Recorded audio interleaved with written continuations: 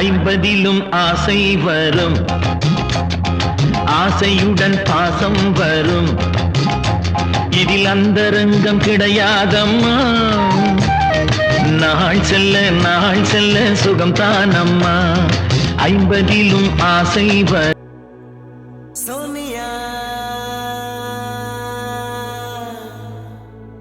சோனியா சோனியா சோனியா சோனியா காதலின் நீ எந்த வகை